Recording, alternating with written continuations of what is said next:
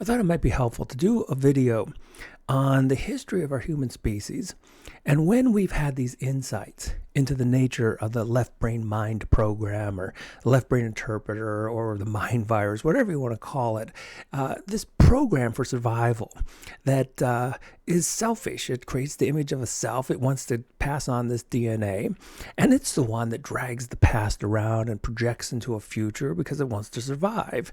And it's the one that has these moods of anxiety and depression. So when we say, I am depressed, that's really an identification problem because you're identifying with the program. And there have been these moments in human history when there was the recognition that that's not who we are. And that's when you get this transformation from I am depressed to recognizing, well, there's a little program that seems to be depressed and who cares because it's not who I am.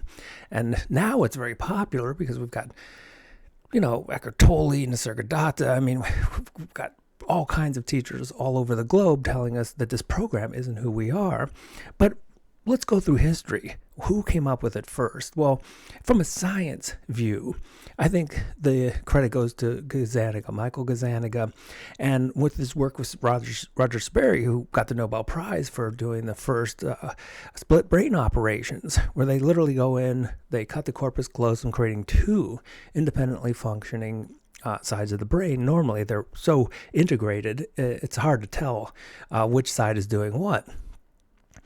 But after the surgery, Gazzaniga got these split brain patients back in the lab, and one of these serendipitous discoveries where he recognized through experimentation that the left brain makes up stories, and it's so interpretive that he ended up calling the left brain interpreter, because it takes in data, it tries to create hypotheses to figure out what's going on, and that is very much tied in with the self. In fact, the first chapter of one of his books was the fictional self, because the self is nothing more than a story that the left brain is telling. So no doubt in the lab, that's when it seemed to be first discovered. But let's go back a little bit. So let's actually go to the Christian Bible and go to Romans.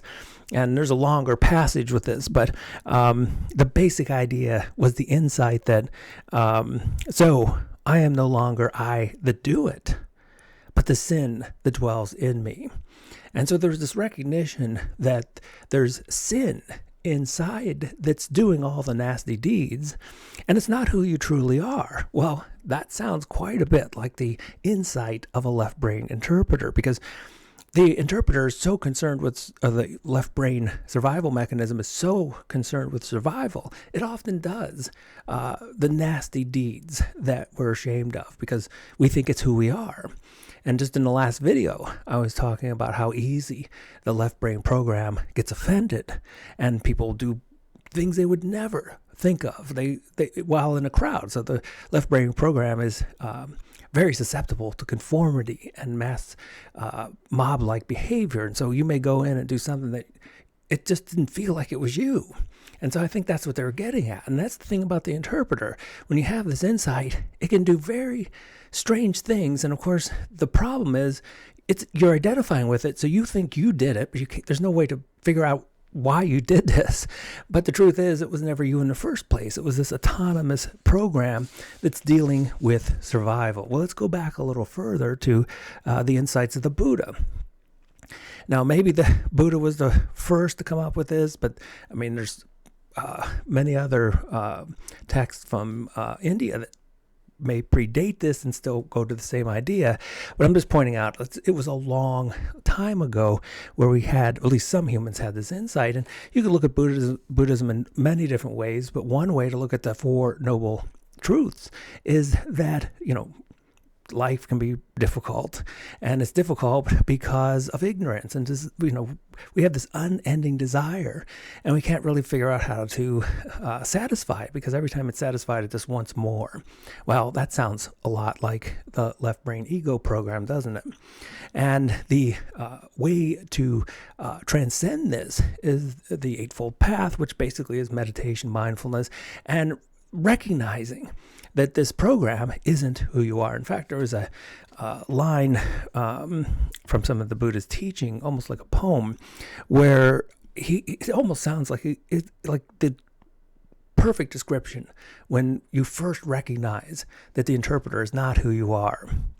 And it goes like this. O house builder, you are seen. You shall build no more houses for me.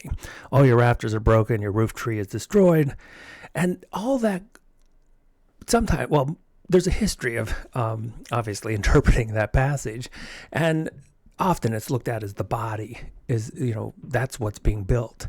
But the house builder could be a builder of stories. And that's a very good metaphor. So, there's someone who builds a house, but the left brain builds stories. And when you recognize it, there's a really similar insight, like, oh, story builder, I have seen thee. And you're no longer going to build these stories for me any longer. Now, that's a really short, I'm going to try to make this short, but and let me know in the comments other places where this was discovered, where the mind program was recognized for what it is. It's not who we are, and it's more popular today. But if you could find anything else through history, please share a comment. I'd like to check it out.